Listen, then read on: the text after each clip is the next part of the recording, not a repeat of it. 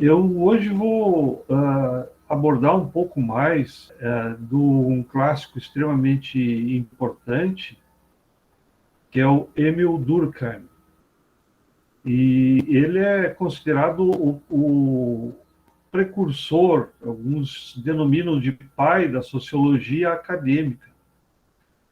Por que ele é considerado o pai da sociologia acadêmica? Ou seja, ele introduziu a sociologia enquanto uma disciplina no ensino superior, porque ele definiu qual é o objeto da sociologia e qual o método da sociologia.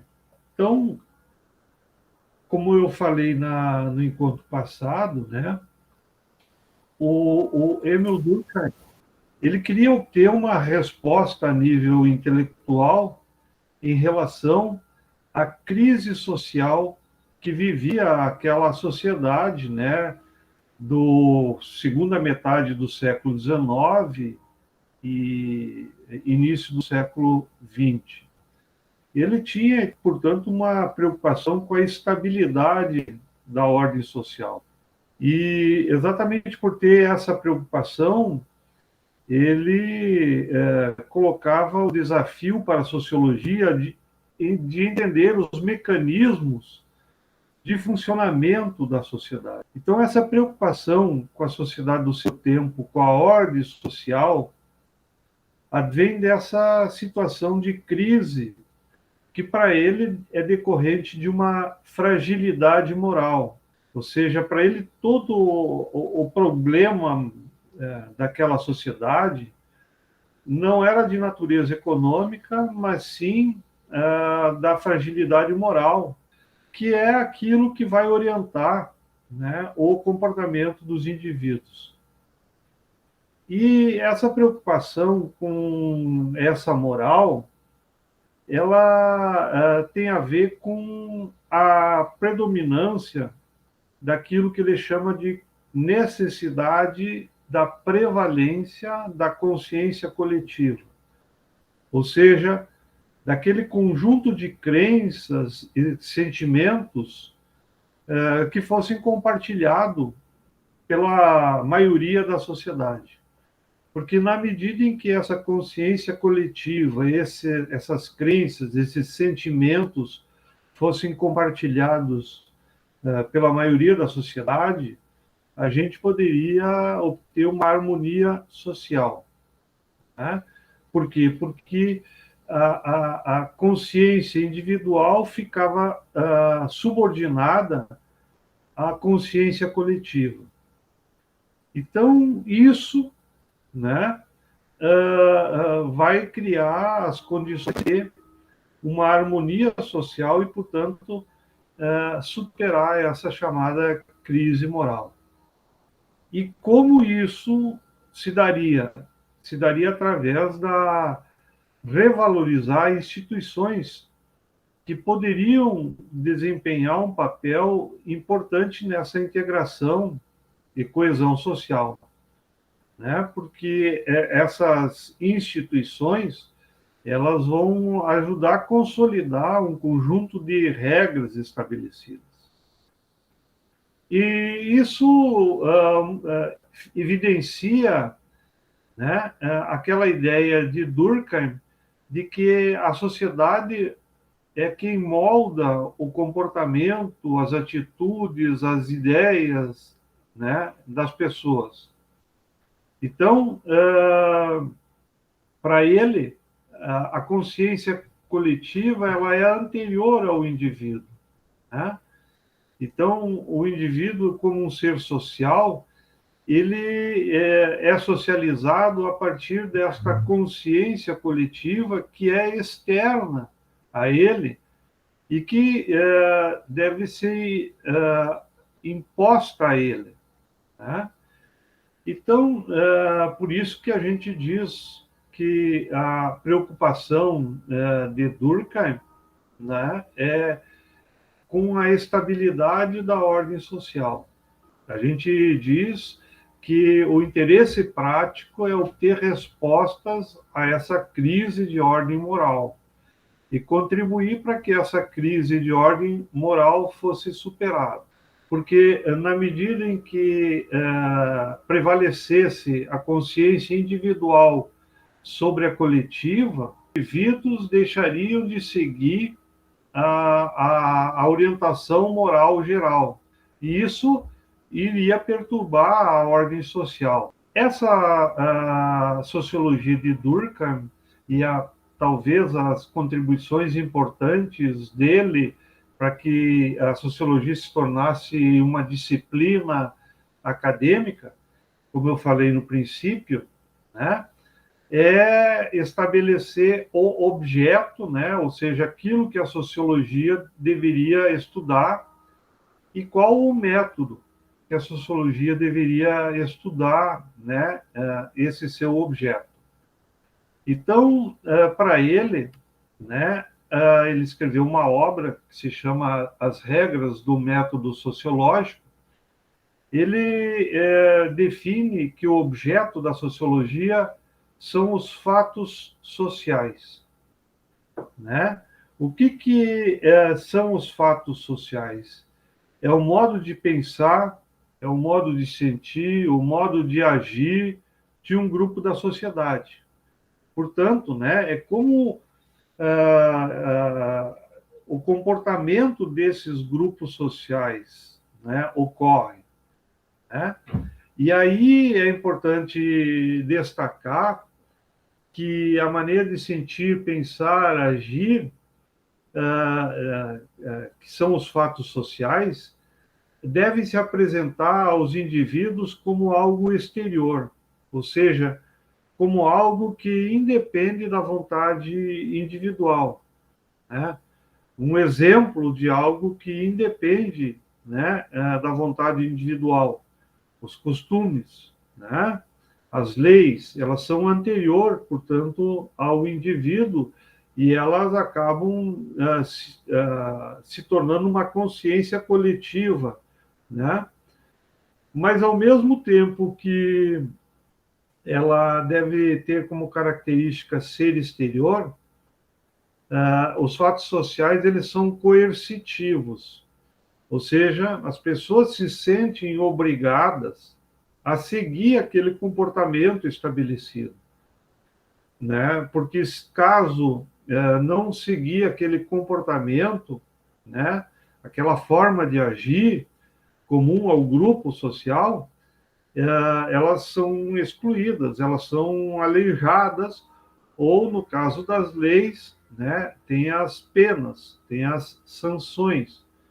Portanto, o indivíduo, né, é levado a se comportar, né, desto daquela maneira, enfim, agir, né, desto daquela maneira, para que seja aceito socialmente por esse grupo. E uma terceira característica é a generalidade, ou seja, o fato social é algo que é comum a um conjunto de pessoas, né? A grupo de pessoas.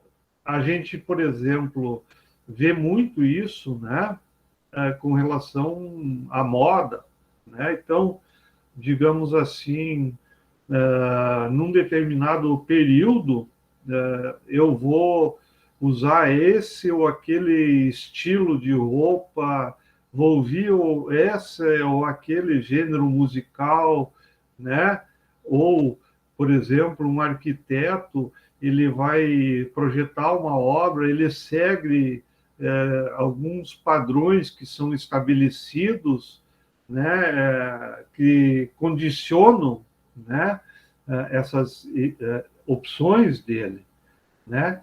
Então, ele, em resumo, né, ele vai dizer assim que o objeto da sociologia são os fatos sociais. O que são fatos sociais? A maneira de agir, sentir e pensar que é exterior ao indivíduo, que independe do indivíduo, né? E por independer, esse indivíduo exerce um poder coercitivo, se impõe ao indivíduo, sob pena de esse indivíduo, né, ser excluído, né, ou ser aceito, né, por um determinado grupo social, portanto, é um tipo de um comportamento geral, né?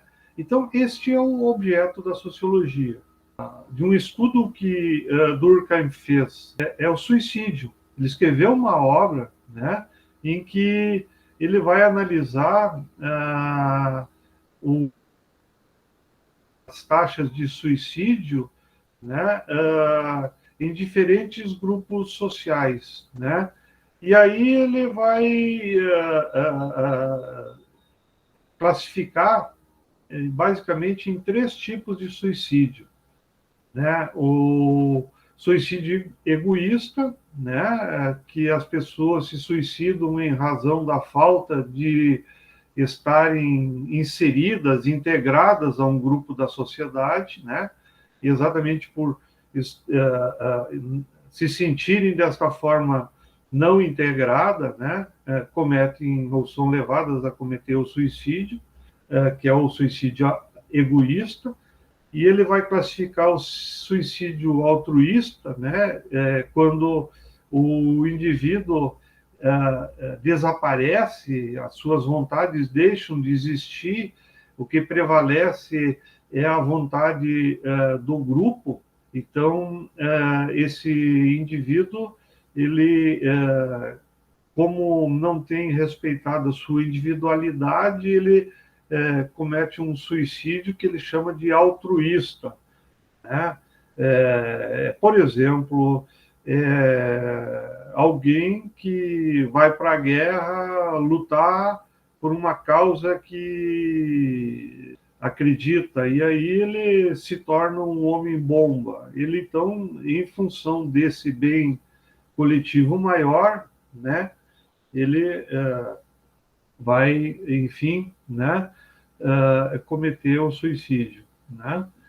E um terceiro tipo de suicídio é o anômico.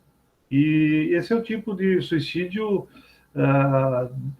próprio da nossa sociedade moderna, porque ele está relacionado a períodos de crise, sejam elas crise econômica, sejam elas de prosperidade, sejam elas de conflito, né? Então, esses momentos de crise também provocam, né, uma elevação do tipo de suicídio.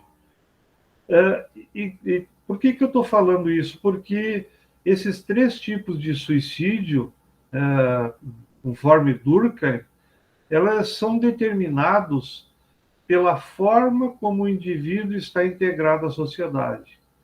Ou seja, né, a maneira como esse indivíduo se insere na ordem social, se insere no grupo social que faz parte, né?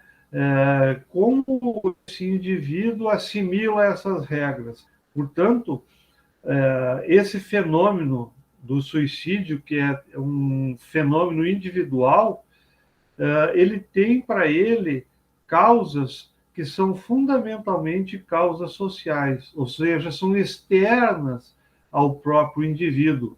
Aquilo que eu falava no princípio, né?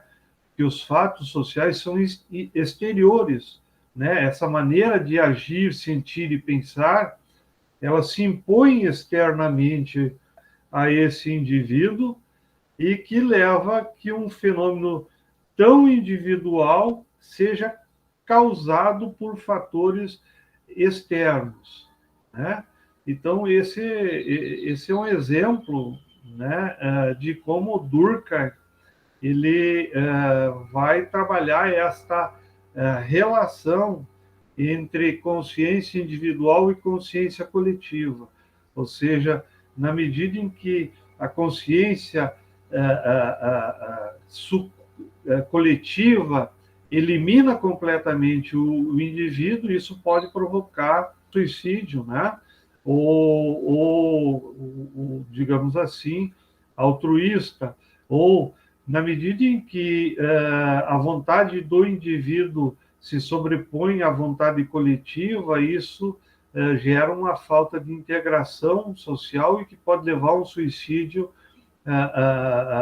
egoísta, ou ainda, né, uma situação de crise na sociedade, né, gera uma situação de anomia, pode levar, portanto, ao suicídio anômico. Né? Então, você vê, né, que Durkheim aqui, ele está nesse estudo deixando bem claro a forma, né, como a sociologia deveria se ocupar com os fatos sociais, com essa maneira de pensar, agir e sentir de um grupo que é exterior, coercitivo e geral. Agora, esse é o objeto. E por sua vez, né, qual é o método? Né? Eu falei que Durkheim escreveu uma obra, né, As Regras do Método Sociológico. Lá, Durkheim, ele deixa bem claro que o sociólogo ele deve munir-se de todas as precauções com vistas a afastar qualquer pré-noção, qualquer juízo de valor, porque isso atingiria a objetividade científica. Ou seja, para Durkheim, né, o sociólogo ele deveria, né, estudar, né, o seu objeto, os fatos sociais, com objetividade. Em outras palavras, manter um distanciamento, né, em relação ao objeto de estudo, aquilo que ele vai estudar, e uma postura neutra. Por isso que ele, na obra As Regras do Método Sociológico, ele vai dizer o seguinte, que é necessário tratar os fatos sociais como coisa. Quando ele está se referindo a tratar como coisa, ele está dizendo assim, tratar como um objeto, né? E ao tratar desse objeto, né, ele deve afastar qualquer pré-julgamento, qualquer pré-noção, a fim de obter a objetividade científica, a fim de garantir a neutralidade científica. Então, quando ele está se referindo em tratar os fatos sociais como coisa, né, um objeto, ele está, desta forma, buscando dar um tratamento à sociologia semelhante ao utilizado pelo método das ciências da natureza. Ou seja, quando eu efetuar uma observação, que é um procedimento para obter dados da realidade, que eu o faça, né, afastando qualquer pré-julgamento, qualquer, né, pré-noção. Quando eu fizer qualquer experimentação, que eu proceda da mesma maneira. Ou, quando eu efetuar qualquer tipo de comparação, eu tenho que buscar, né, atingir a essa objetividade científica, o que só é possível se eu tratar esse fato social como um objeto, como uma coisa, afastando, portanto, qualquer tipo de pré-noção. Né? Durkheim, né, vai ser importante, né, no sentido da consolidação da sociologia na academia, porque ele conseguiu estabelecer, né, um objeto, ou seja, o fato social, a maneira de agir, sentir como sendo o objeto da sociologia, e para ser fato social, né, existem 3 características, né? O objeto deve ser algo exterior ao indivíduo, né? Algo que se imponha de forma coercitiva ao indivíduo, algo que seja geral, né? Então, estudar o suicídio é um fato social, estudar a língua que a gente fala é um fato social, estudar a moda é um fato social, estudar o desemprego é um fato social, né? Enfim, isso são os objetos da sociologia. E ao estudar, né, os fatos sociais, Durkheim ele vai defender, portanto, a necessidade de uma objetividade científica. E essa objetividade científica, reforçando, ela ocorre quando eu afasto qualquer juízo de valor, qualquer prenoção, e assim eu alcanço a chamada neutralidade científica. Então, eu queria aqui, de uma forma bem objetiva, trazer esses aspectos importantes em relação a Durkheim. Aqui é uma obra extremamente importante de Durkheim, que é a divisão do trabalho social, né, são 2 volumes. Nessa obra, né, Durkheim ele vai buscar estudar a solidariedade. Porque, como a gente já comentou, a preocupação de Durkheim é a harmonia social na sociedade nascente capitalista que passava por uma crise que para ele era uma crise de ordem moral, ou seja, de falta de compartilhar os mesmos valores. Então, para Durkheim, na sociedade pré-capitalista, existia o que ele chama de uma solidariedade mecânica. A solidariedade mecânica é aquela solidariedade que se dá pela identificação, pela tradição, pelo costume. E isso exerce um poder coercitivo. Então, vocês estão lembrados que nesta sociedade pré-capitalista, a igreja, né, no caso católica, que era a única instituição universal, é que, na realidade, tinha um papel extremamente importante do ponto de vista da definição dos comportamentos, dos valores, da tradição. E isso é rompido com o capitalismo. Então, a preocupação de Durkheim é que na sociedade capitalista moderna, que vai se complexificar, em que há mais liberdade individual, em que a consciência coletiva perdeu força, e, portanto, isso vai fragilizar os vínculos. E aí é que vem a preocupação de Durkheim, para que não haja desintegração das normas sociais, ou até mesmo a ausência de normas sociais. Então, quando Durkheim estuda a divisão social-trabalho, ele busca estudar, como eu falei, a solidariedade. E para ele, né, a solidariedade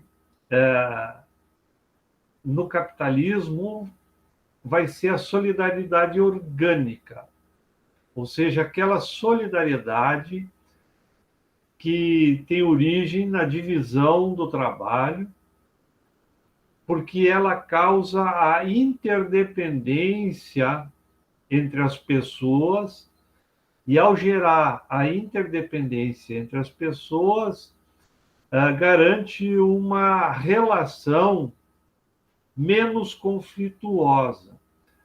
Para ele, a solidariedade orgânica, essa interdependência, ela tem origem nessa divisão social do trabalho, na medida em que cada atividade e essas diferenças geram uma dependência, e isso é fundamental para garantir uma relação harmoniosa e assim assegurar a coesão social. Portanto, para Durkheim, diferentemente de outros pensadores, a divisão social do trabalho ela é importante devido a esse caráter moral, ou seja, o caráter de viabilizar, né, a solidariedade através da interdependência. E, assim, né, ele denominou de solidariedade orgânica, né, uma vez que ela é decorrente não de uma identidade, né, mas através da individualidade e da interdependência.